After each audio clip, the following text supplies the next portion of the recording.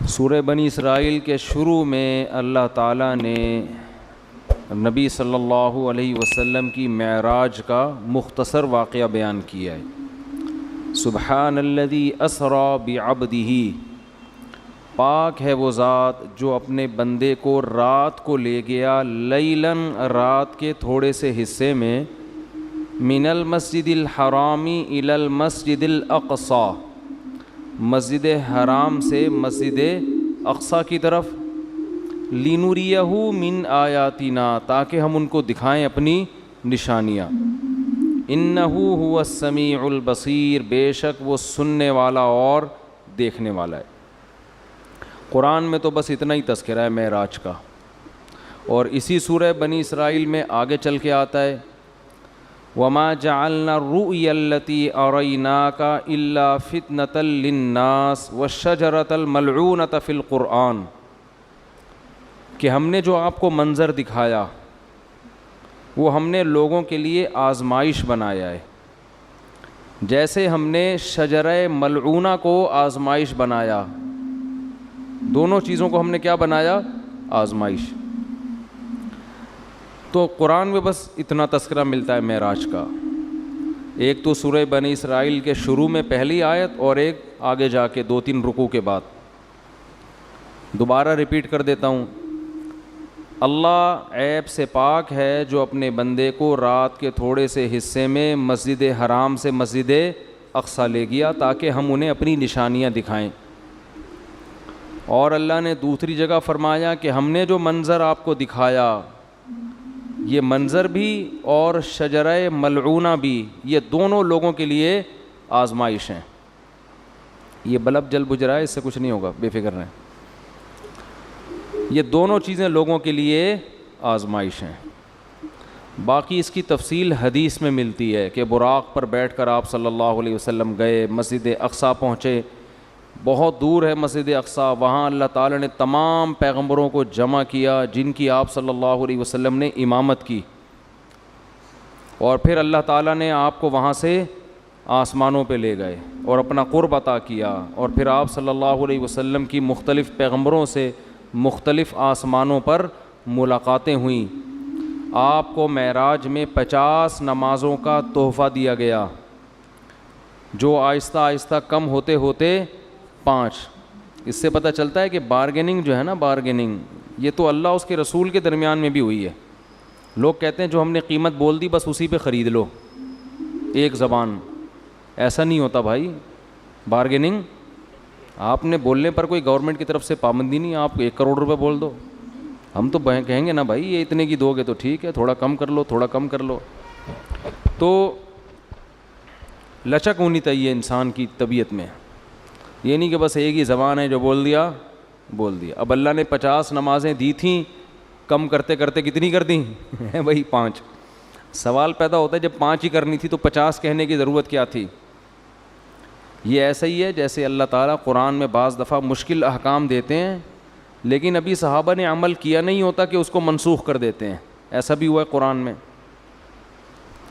یہ بتانے کے لیے کہ اصل تو ہم یہ حکم دینا چاہتے تھے مگر تمہاری رعایت میں ہم اپنے حکم کو چینج کر رہے ہیں۔ اگر پہلے ہی حکم دیا جاتا نا آسان والا تو پتہ کیا چلتا کہ اللہ اصل کیا چاہتے تھے اور آسانی کر کے کیا چاہتے ہیں۔ تو اصل تو یہ تھا کہ اللہ چاہتے تھے ہم دن میں کتنی نمازیں پڑھیں؟ 50 ٹائم، لیکن اللہ کو پتہ تھا کہ یہ مشکل میں پڑ جائیں گے اور جہنم میں جانے والوں کی تعداد اور زیادہ بڑھ جائے گی، اس لیے اللہ نے کہا کہ میں تمہاری رعایت کرتا ہوں۔ جیسے بیوہ عورت کو نکاح کے پیغام سے اللہ نے منع کیا، لیکن اللہ نے فرمایا اللہ کو پتہ ہے تم باز نہیں آؤ گے تو اشارتاً پیغام بھیج سکتے ہو، وہ اس زمانے کی بات ہے۔ تو اسی طرح قرآن میں آتا ہے کہ ہم حکم دے رہے ہیں کہ جب نبی کی محفل میں جاؤ تو پہلے کچھ صدقہ دیا کرو۔ پھر اللہ نے فرمایا ااشفقتم ان تقدموا بین یدی نجواکم صدقہ، تم ڈرتے ہو کہ ہر چیز میں پہلے صدقہ دینا پڑے گا، چلو معاف کیا، نہیں دو صدقہ، ٹھیک ہے نا۔ تو یہ قرآن کی عادت ہے، اس سے اللہ کی رحمت کا پتہ چلتا ہے، اور یہ بھی کہ اسلام کے احکام میں بھی اللہ نے ہمیں یہ بتایا ہے کہ میں بھی تمہاری طبیعت کا، تمہاری کمزوری کا کی رعایت کرتا ہوں۔ تو جب اللہ ہماری رعایت کر کے احکام دے رہا ہے تو ہمیں بھی اپنے ماتحتوں کا خیال بولو کرنا چاہیے. اللہ ہمیں بتاتا ہے کہ اصل تو میں یہ کہنا چاہتا ہوں, یہ چاہتا ہوں حکم ہو, لیکن تم نہیں عمل کر سکو گے, چلو یہ اس پر عمل کرو.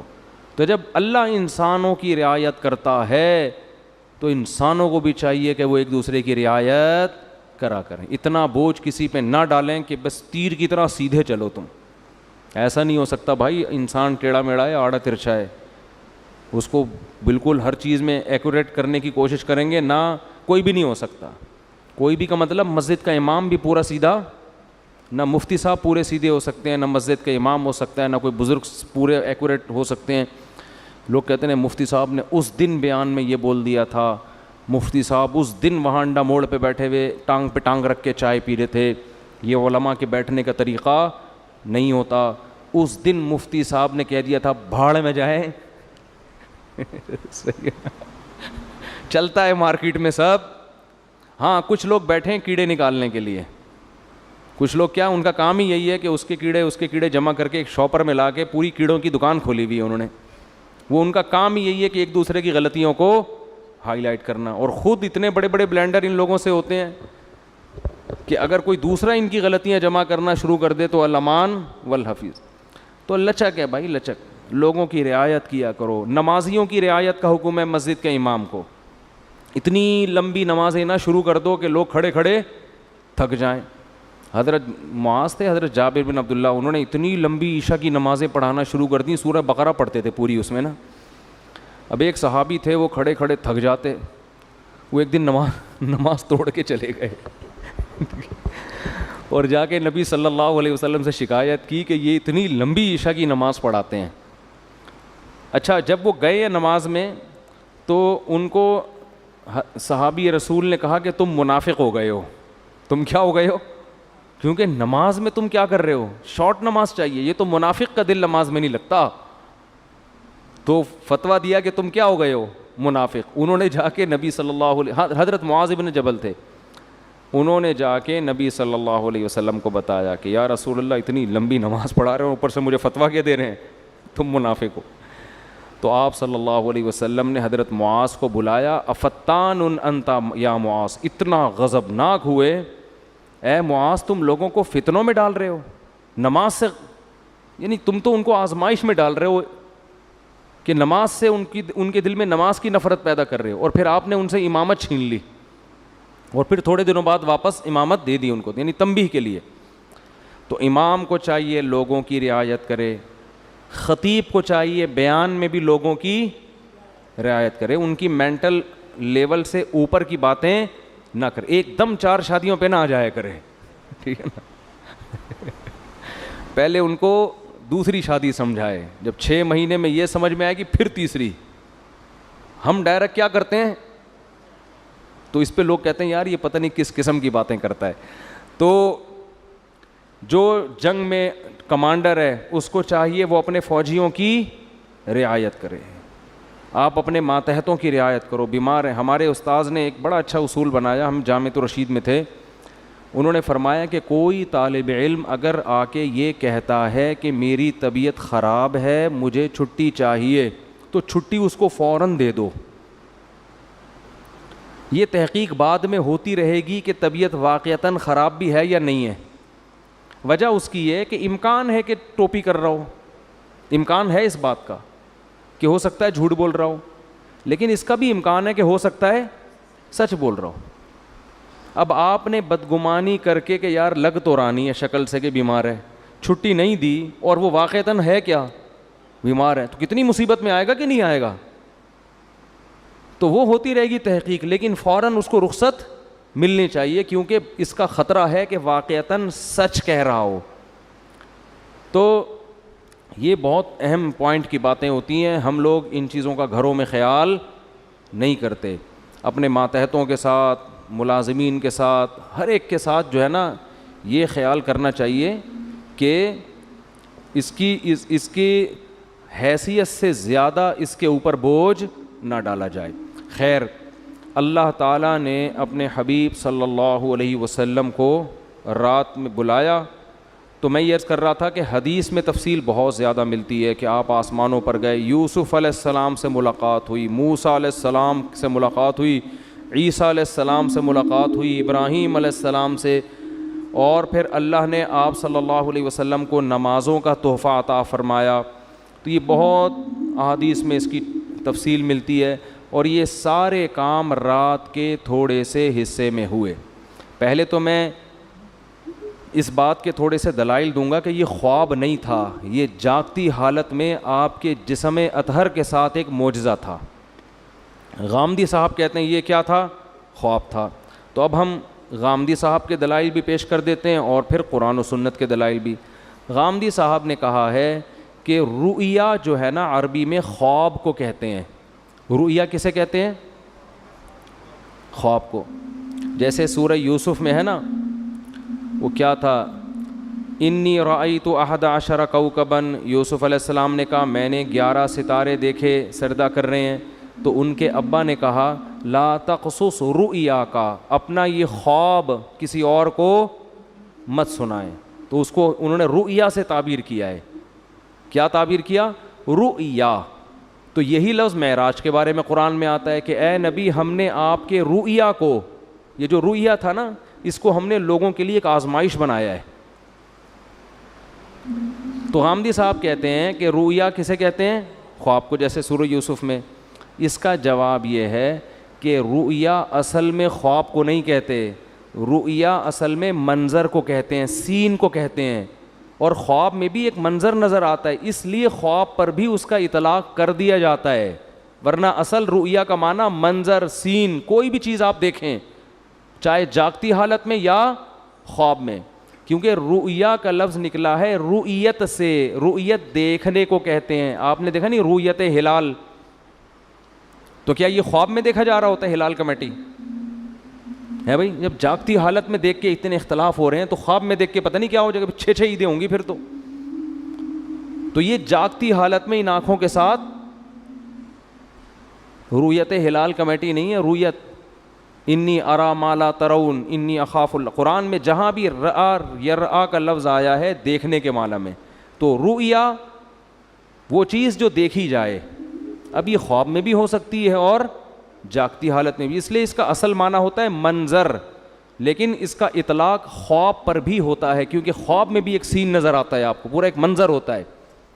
تو اب ہم دیکھتے ہیں کہ قرآن میں جو نبی کے لیے معراج کے لیے رؤیا کا لفظ استعمال ہوا ہے وہ خواب کے معنی میں ہے یا منظر کے معنی میں؟ دونوں احتمال اس میں ہیں. تو ہم قرآن ہی سے فیصلہ کروا لیتے ہیں کہ وہ حقیقت تھی یا بولو خواب تھا. قرآن میں 2 واضح قرینے، اگر ہم حدیث کو ہٹا دیں، حدیث سے تو پتہ چلتا ہے کہ یہ خواب نہیں تھا. حدیث سے تو صاف کہ براق پہ بیٹھ کے آپ جا رہے ہیں، خواب میں ان تکلفات کی کیا ضرورت ہے؟ خواب میں آپ امریکہ جاؤ ایسے ہی پہنچ جاتے ہو بغیر جہاز کے بھی. یہ جو پورا براق آ رہا ہے، جبریل آ رہے ہیں، جایا جا رہا ہے، پھر وہاں امامت ہو رہی ہے، حدیث سے تو صاف پتہ چلتا ہے. لیکن ہم قرآن میں بھی دیکھتے ہیں کہ 2 واضح قرینے ہیں جن سے پتہ چلتا ہے کہ یہاں رؤیا خواب کے معنی میں نہیں ہے. سب سے پہلے اس رؤیا کے آگے پیچھے جو آیت ہے وہ خود ہی بتا رہی ہے. فرمایا وما جعلنا الرؤيا التي اريناك الا فتنة للناس والشجرة الملعونة في القرآن، کہ ہم نے اس رؤیا کو بھی اور قرآن میں جو ملعون درخت کا تذکرہ ہوا ہے ان دونوں چیزوں کو لوگوں کے لیے آزمائش بنایا. کیسے؟ ملعون درخت ہے شجرہ زقوم. قرآن میں آتا ہے کہ جہنم میں ایک درخت ہے جس کا پھل بے انتہا کڑوا، بہت کڑوا، جو جہنمیوں کو کھلانے کے لیے دیا جائے گا.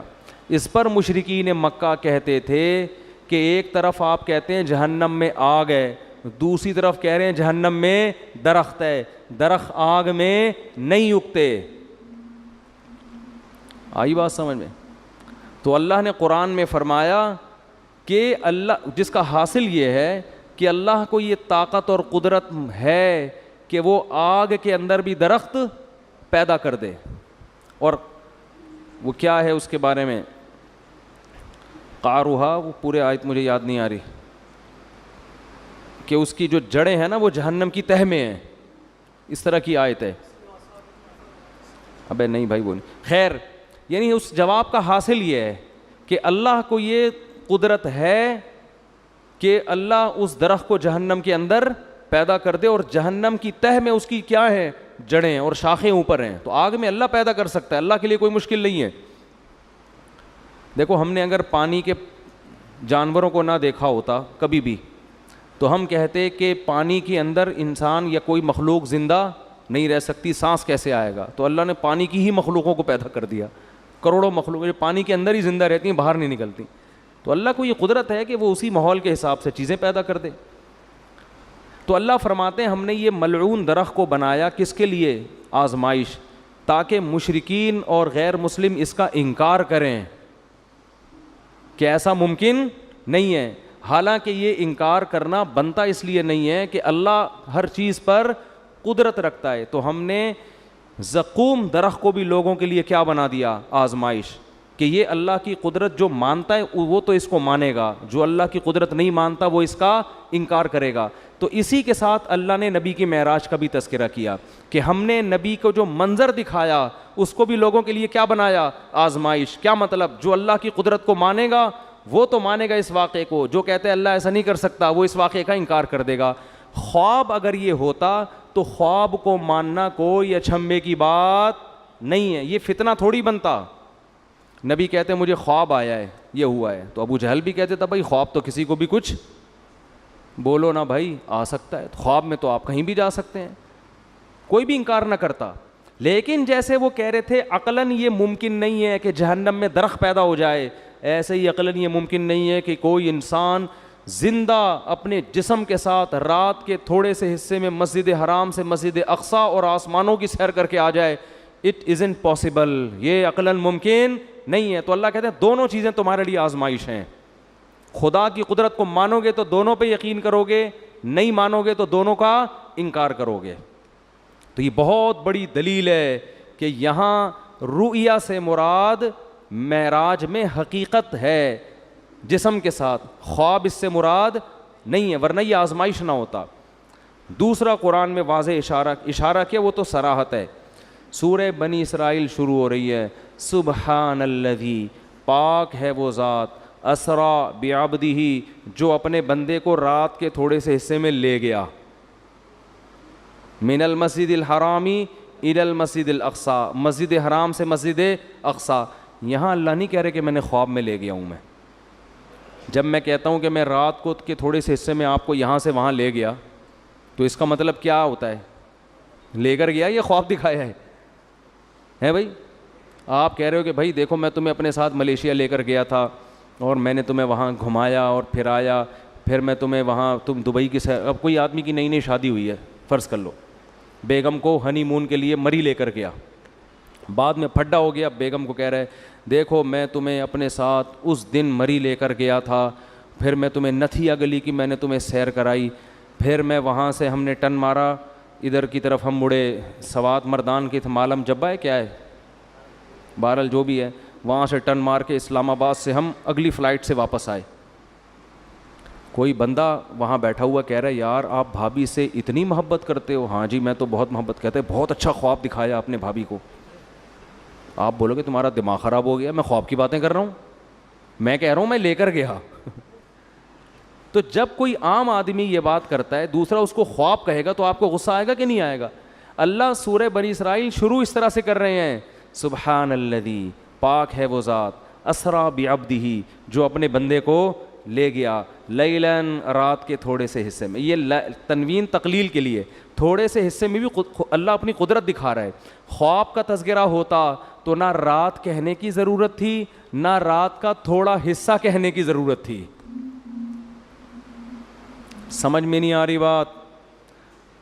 دوسری بات, تیسرا قرینہ, اللہ اس آیت کو شروع کر رہا ہے سبحان الذی, ہر عیب سے پاک ہے وہ ذات.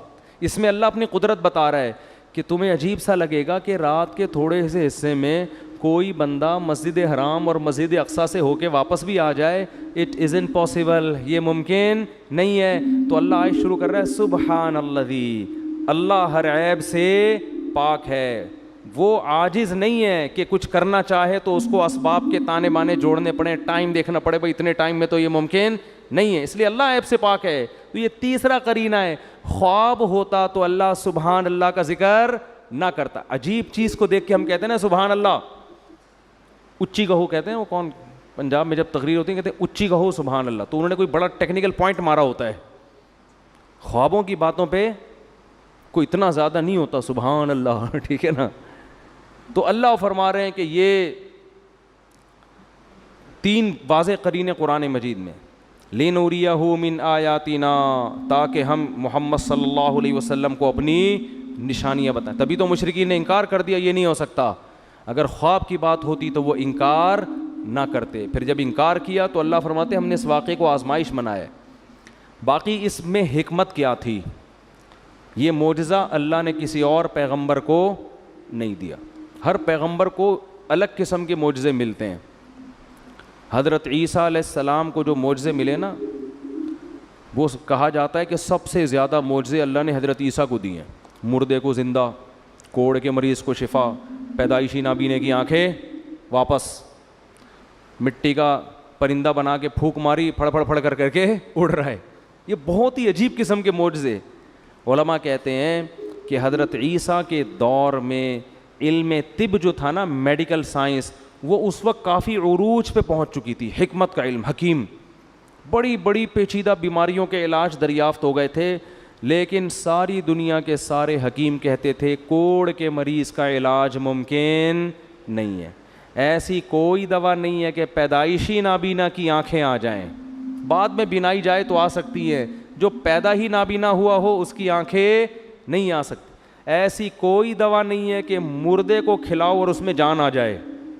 نہیں یاری بات سمجھ, جو مر گیا وہ ختم, فینش, اب ٹھیک نہیں ہو سکتا. مٹی کے بنے ہوئے پرندوں میں جان, کوئی چورن چٹنی ایسی نہیں ہے کہ پتلے میں ڈالیں اور وہ اڑنا شروع ہو جائے. نا نا نا. حضرت عیسیٰ کو جو اللہ نے معجزے دیے نا, وہ تمام میڈیکل سائنس کو کیا کر رہے تھے؟ چیلنج, تاکہ لوگوں کو یقین آ جائے کہ یہ کوئی حکیم نہیں ہے, بلکہ یہ کام اللہ کے سوا کوئی نہیں کر سکتا, یہ اللہ ہی کر رہا ہے ان کے ہاتھ پہ. اگر علم طب نے ترقی نہ کی ہوتی نا, پھر حضرت عیسیٰ کوڑ کے مریض کو ٹھیک کرتے. لوگ کہتے یار لگتا ہے کہ یہ کوئی ماہر, معاذ اللہ کوئی حکیم ہے یہ, جنہوں نے کوڑ کے مریض کو چپکے سے دوا کھلائی ہے اور وہ بندہ کیا ہو گیا؟ ٹھیک. لیکن علم طب نے اتنی ترقی کر لی تھی کہ میڈیکل سائنس کہتی تھی کہ اسباب کی دنیا میں یہ ممکن, بولو نا, نہیں ہے, یہ نہیں ہو سکتا. تو اللہ نے معجزے اسی حساب سے دیے آپ کو. حضرت موسیٰ کے دور میں جادو کا زور تھا, یہ سانپ بنا دیا, یہ یوں کر دیا, ایسے ایسے کرتب, ٹھیک ہے نا. تو وہ لوگ جادو کو سمجھتے تھے کہ جادو کیا ہوتا ہے. اللہ نے حضرت موسیٰ کو جو معجزے دیے نا, وہ والے معجزے جو جادوگر دکھایا کرتے تھے, اس طرح کے جادو. گریبان میں ہاتھ ڈالا, ہاتھ کیا ہو رہا ہے؟ سورج کی طرح چمک رہا ہے. یہ جادوگروں کے اس زمانے میں کرتب ہوا کرتے تھے. لاٹھی کو کیا بنا رہے ہیں؟ سانپ. اللہ نے کہا جادوگر بھی یہ کام کرتا ہے, آپ بھی کرو. لیکن جادوگر جب یہ کرتا ہے تو نظر کا دھوکہ ہوتا ہے, آپ جب کرو گے تو سچی مچی کا ہو جائے گا. تو جادوگر خود کہیں گے بھائی اٹ ازنٹ پاسبل, کیونکہ اگر جادو نے ترقی نہ کی ہوتی تو لوگوں کو کیا پتہ چلتا کہ یہ جادو ہے یا حقیقت. جو علم ترقی کرتا ہے تو اس کے ماہرین پیدا ہوتے ہیں نا, وہ بتاتے ہیں بھائی یہ ممکن نہیں ہے. اگر عیسیٰ کو موسیٰ والے معجزے دیے جاتے, لاٹھی کو سانپ بنانے والے, تو اس وقت جادو کو کا ان لوگوں کو اتنا نہیں پتا تھا. وہ کہتے یار ہو سکتا ہے یہ جادو, یہ بھی جادو, یہ بھی جادو. لیکن جادو اتنی ترقی کر چکا تھا کہ لوگ جانتے تھے کہ جادوگر تو لاٹھیوں کو سانپ بناتے ہیں, بنتا نہیں ہے, نظر آتا ہے. جب وہ گریبان میں ہاتھ ڈال کے نکالتے ہیں روشن نظر آتا ہے, ہوتا نہیں ہے. ادھر تو بھائی سچی مچی کا ہو رہا ہے بھائی, یہ کھوپڑی میں آنے والی بات نہیں ہے, یہ تو ممکن ہی نہیں ہے. تبھی اللہ نے حضرت موسیٰ کا مقابلہ کس سے کرا دیا؟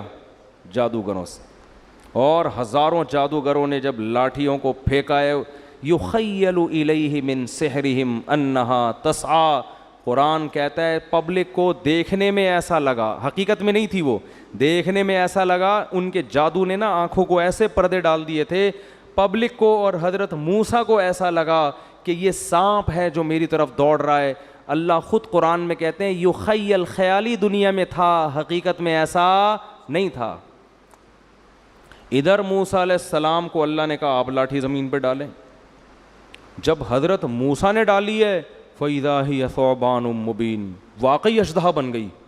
تبھی تو قرآن کہتا ہے کہ جادوگر ایک سیکنڈ بھی نہیں ٹھہرے، فوراً سجدے میں گر گئے. یہ نہیں کہ انہوں نے مشورہ کیا ہو کہ بھائی یہ دیکھو ذرا یہ بھی جادو ہے، ہمارا بھی جادو، تو ایکچولی ذرا ہم غور کرتے ہیں، ایک کانفرنس بلاتے ہیں، ہمارا آپس میں اس میں مذاکرہ ہوگا کہ اس کا لیبارٹری ٹیسٹ کروائیں کہ یہ سانپ واقعی سچی مچی کا ہے یا جھوٹی موٹی کا ہے کیا یہ. قرآن کہہ رہا ہے نا نا نا نا نا. فَأُلْقِي، دو لفظ قرآن میں بلاغت کے، ایک فا اور ایک القیہ.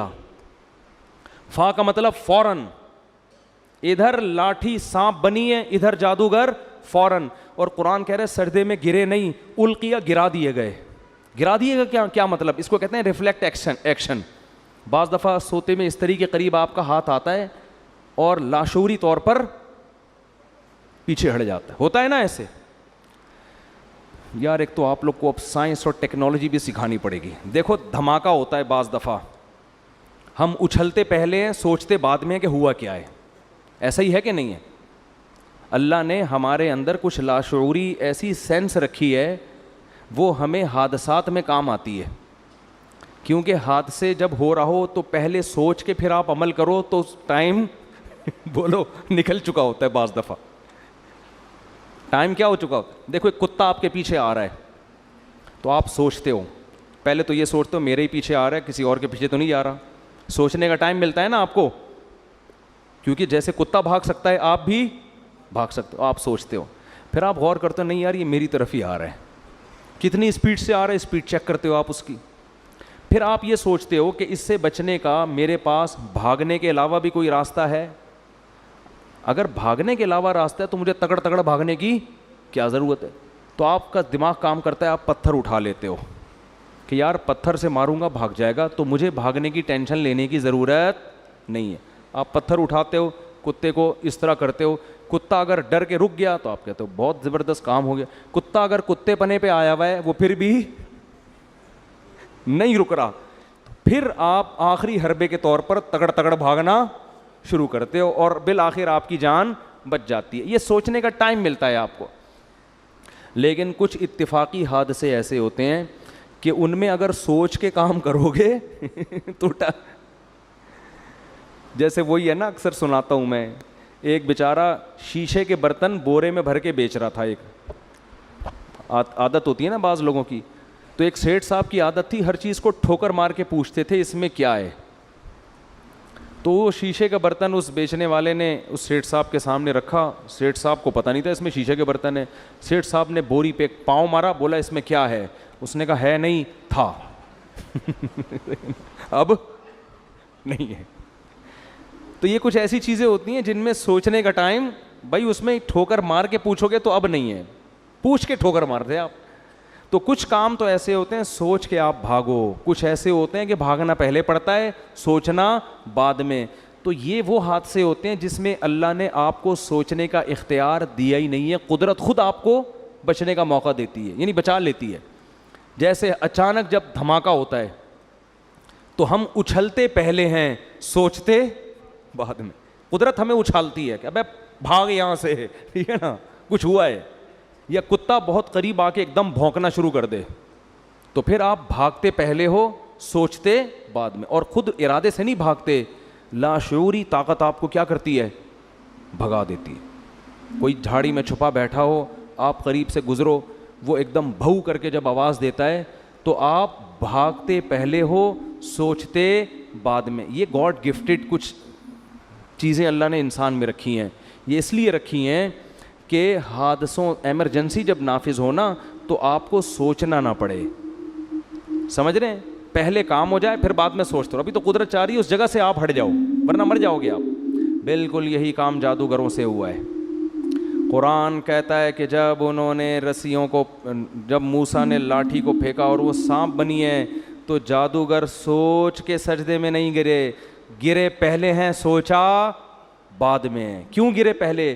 ان کے لاشعور میں یہ بات بیٹھ گئی، بھائی یہ تو پیغمبر ہے، یہ تو پاسبل ہی نہیں ہے کہ لاٹھی سانپ بن جاؤ، بھائی پہلے سجدہ کرو، بعد میں سوچتے رہیں گے کہ یہ سجدہ صحیح کیا یا غلط کیا. نہیں آ رہی بات، یہ قرآن کی بلاغت ہے. جب موسیٰ نے لاٹھی کو پھینکا ہے، قرآن کہہ رہا ہے فَأُلْقِي، جادوگروں کو لاشعوری طاقت نے سجدے میں گرا دیا. یہ لاشعوری طاقت کون تھی؟ یہ وہی جو ہمیں دھماکوں کے وقت ہوشیار کر دیتی ہے، ہم ہل جاتے ہیں اچانک.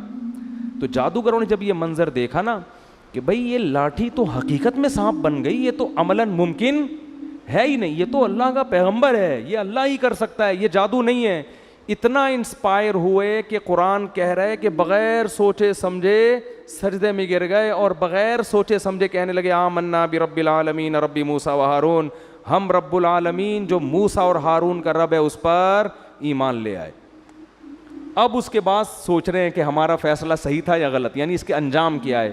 تو سوچنے کے بعد ان کو یقین ہو گیا کہ ہم نے فیصلہ کیا کیا ہے، صحیح. اب فرعون دھمکیاں دے رہا ہے کہ تمہاری نورا کشتی تھی اور میں تمہارے ہاتھ پاؤں کاٹ کے لٹکا دوں گا. انہوں نے کہا لن نؤثرک علی ما جاءنا من البینات، اے فرعون موسیٰ کے برحق ہونے کے جو ہم نے دلائل دیکھ لی ہیں نا، اب ہم تیری بات پر یقین نہیں کریں گے. فقضی ما انت قاض، تو ہاتھ پاؤں کاٹنے کی بات کرتا ہے، جو تیرے بس میں ہے وہ کر لے.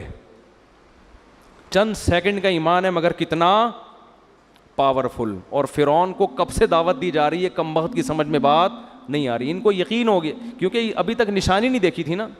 چند سیکنڈ کا ایمان ہے اتنا تگڑا. اور پھر فرعون کو کیا کہہ رہے ہیں، انما تقضی هذه الحیات الدنیا، تو جتنی سزا دے گا اسی دنیا میں دے گا نا، تو اس دنیا میں زیادہ زیادہ کیا کر لے گا، آگ میں ڈال دے گا، قتلے بنا دے گا، جیل میں ڈال دے گا، عمر قید کی سزا دے دے گا، تو 25-30 سال کے بعد مرمرا کے کیا ہو جائیں گے، ختم.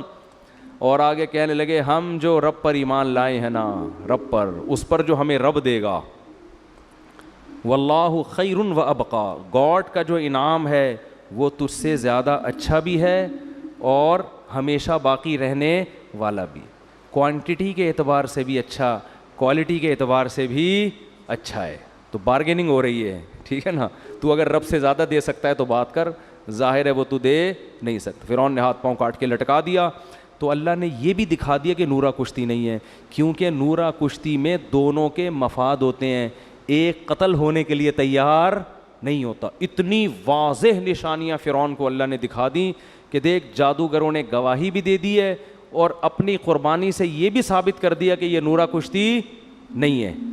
لیکن فرعون کی کھوپڑی، کیونکہ دنیا کے نشے میں جب انسان آتا ہے نا، شہوت پرستی میں، جو آدمی زنا کے قریب جا رہا ہو نا، اسے 1000 سمجھاؤ آپ، 1000 دفعہ ہو کہ یہ حرام ہے، لیکن وہ پھر بھی کیا کرتا ہے، زنا میں مبتلا ہوتا ہے. تو یہ گناہ ہے ہی ایسی برباد چیز، انسان کو اندھا کر دیتی. خیر جلدی سے بات کو سمیٹتا ہوں. تو موسیٰ علیہ السلام کو اللہ نے جو معجزے دیے وہ کس حساب سے، جادوگروں کو سمجھ میں آ جائے. عیسیٰ علیہ السلام کو میڈیکل سائنس کے اعتبار. داؤد علیہ السلام کا دور تھا حکومت کا، بڑی بڑی جنگیں ہو رہی تھیں اس وقت، لڑائیوں کا دور تھا. اللہ نے ایسے معجزے دیے آپ کو جو جنگوں میں آپ کے کام آئے، لوہے کو پگھلا دیا آپ کے ہاتھوں میں، اس طرح سے. خیر تو ہمارے نبی کو جو معجزے دیے ہیں نا، وہ قیامت تک کے حساب سے وہ آپ کے حساب سے سوٹیبل ہیں. تو ایک معجزہ تو قرآن دیا، کیونکہ یہ دور ہے ایجوکیشن کا، تعلیم کا. تو قرآن کا جو معجزہ ہے، قرآن نے دعویٰ کیا اس جیسی کتاب لے کر آؤ.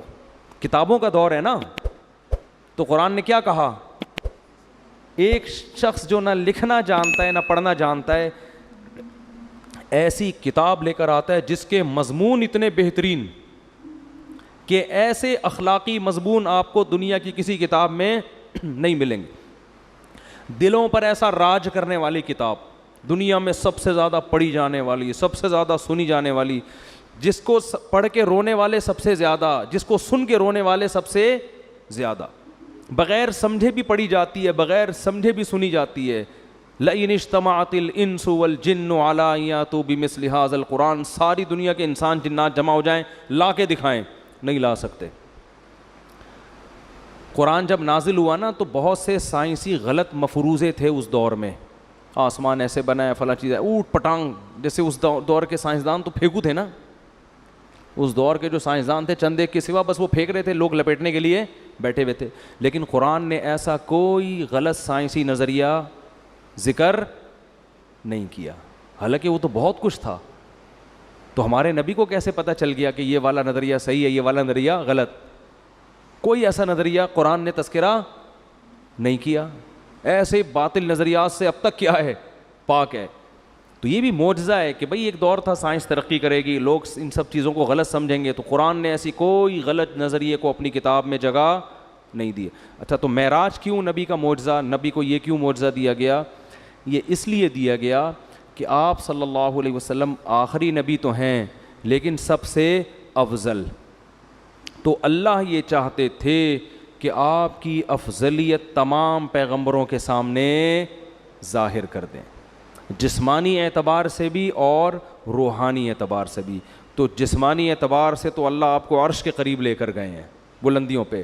روحانی اعتبار سے نماز سب سے اہم ترین عبادت ہے, تو اللہ نے تمام پیغمبروں کو آپ کا مقتدی بنایا, آپ کو امام بنا کے یہ بتا دیا کہ روحانی اعتبار سے بھی یہ آپ سب پر فضیلت رکھتے ہیں.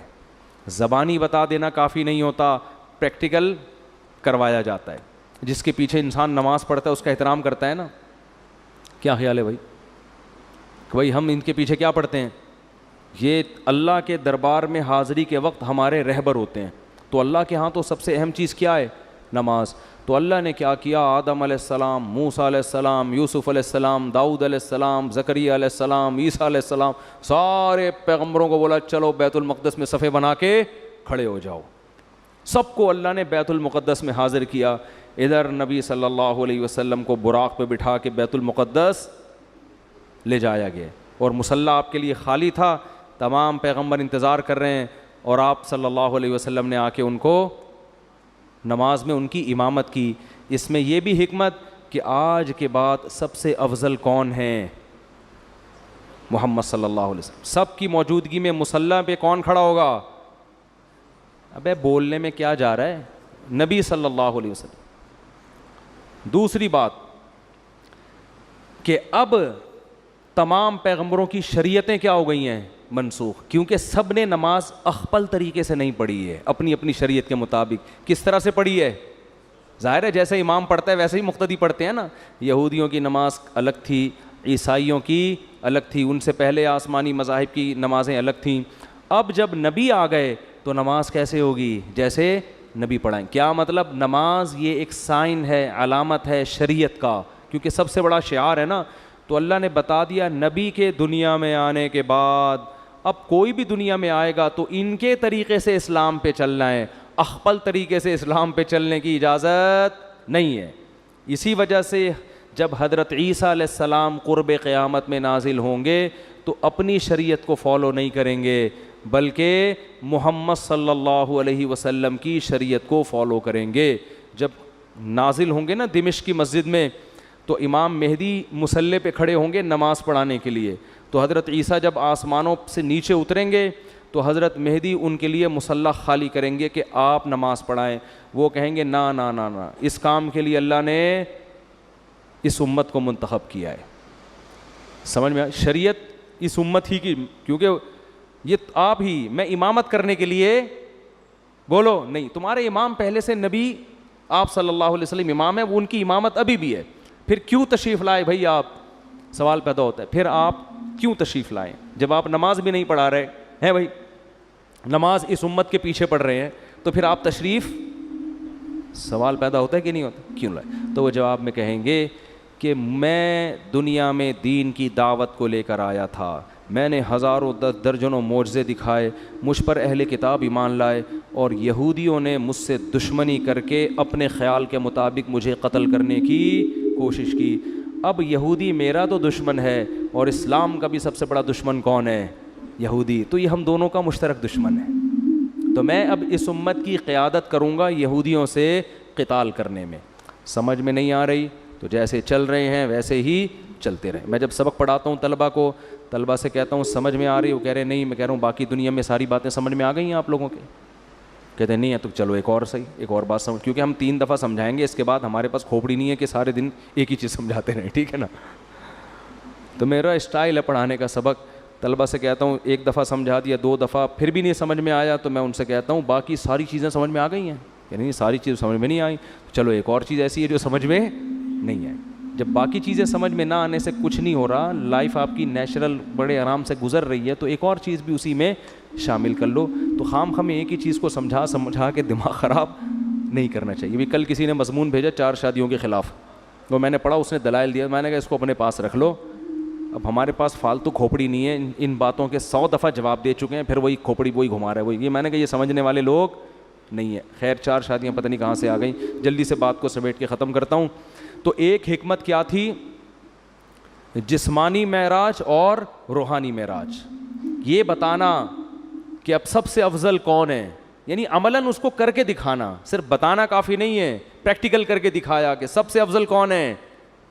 اب دیکھو حضرت موسیٰ علیہ السلام اگر کہیں کہ میں سب سے افضل ہوں تو پھر ان کے امتی کہیں گے پھر معراج کی رات میں مصلی پہ آپ کیوں نہیں آئے؟ وہی اگر یوسف علیہ السلام کہے میں سب سے افضل ہوں تو سوال پیدا ہوتا ہے پھر معراج کی رات پہ نماز آپ نے کیوں نہیں پڑھائی؟ تو اللہ نے ایک عمل سے ثابت کر دیا۔ حدیث میں آتا ہے لو کان موسیٰ حیا لما وسعہ الا اتباعی، اگر موسیٰ کلیم اللہ جو بار بار کوہ طور پہ جایا کرتے تھے، جن کا ذکر اللہ نے قرآن میں سب سے زیادہ کیا، جن کو سرگوشیوں کے لیے اپنے قریب کیا، جن کو پوری کتاب ایک ہی دفعہ میں پکڑا دی گئی، لیکن نبی نے فرمایا ان تمام فضائل کے باوجود اگر موسیٰ زندہ ہوں، اگر اس وقت موسیٰ زندہ ہوتے، لما وسعہ الا اتباعی، تو میری اتباع کیے بغیر ان کی نجات ممکن نہیں تھی، وہ فالو اسلام ہی کو کریں گے۔ اسی وجہ سے علماء کہتے ہیں حضرت عیسیٰ علیہ السلام آئیں گے نا تو ہمارے ہی شریعت کو فالو کریں گے۔ تو یہ بھی ایک حکمت تھی معراج میں، اور بہت ساری چیزیں تھیں۔ اللہ نے آپ کو اپنی آنکھوں سے جنت اور جہنم کے مناظر دکھائے ہیں معراج کی رات۔ اچھا ایک حکمت یہ بھی تھی کہ بیت المقدس کی فضیلت پہ مہر ثبت ہو جائے۔ اگر ہمارے نبی بیت المقدس نہ جاتے تو ہمارے نظر میں قبلہ اول کی زیادہ ویلیو نہ ہوتی۔ ہم کہتے وہ تو عیسائیوں کا قبلہ تھا، یہودیوں کا قبلہ تھا، پیغمبروں کا قبلہ تھا، ہمارے نبی تو وہاں کبھی گئے بھی نہیں، نماز بھی نہیں پڑھی۔ تو اللہ نے عملاً آپ کو وہاں لے جا کے نماز پڑھوائی ہے، تاکہ ہم جب جائیں بیت المقدس تو وہاں نماز پڑھ کے ہمیں اطمینان ملے کہ یہ وہ مقدس جگہ ہے جہاں ہمارے حبیب صلی اللہ علیہ وسلم کو بھی نماز عملاً پڑھوائی گئی ہے۔ تو اس سے بیت المقدس کی فضیلت اور زیادہ بڑھ گئی ہے۔ سمجھتے ہو کہ نہیں سمجھتے؟ اور بہت ساری حکمتیں ہیں وہ پھر علماء بیان کرتے رہتے ہیں، موٹی موٹی حکمتیں یہی ہیں۔ پھر ایک بڑی حکمت یہ بھی تھی کہ نمازوں کا جو تحفہ اللہ نے اپنے پاس بلا کے دیا ہے، اس سے نماز کی اہمیت، اگر ویسے ہی وہی آ جاتی، بھائی ایک گفٹ ہوتا ہے کہ آپ کسی کو پارسل کر دیتے ہیں، شاپر میں بریانی ڈال کے گھر پہنچا دیا آپ نے، یہ بھی ہے۔ ایک ہوتا ہے اپنے گھر بلاتے ہیں، بٹھاتے ہیں، عزت کے ساتھ سلاد رائتہ پیش کر کے کھلاتے ہیں۔ تو اللہ تعالیٰ نے نماز میں ایسا نہیں کیا کہ جبریل کو جا کے بول دیا فرض کر کے آ جاؤ، نہ یہ ایک ایسا تحفہ ہے جو میں اپنے پاس بلا کے آپ کو عطا کروں گا۔ تو بہت ساری حکمتوں میں میں نے چند ایک آپ کے سامنے بیان کی ہیں۔ تو وقت کافی زیادہ ہو گیا ہے،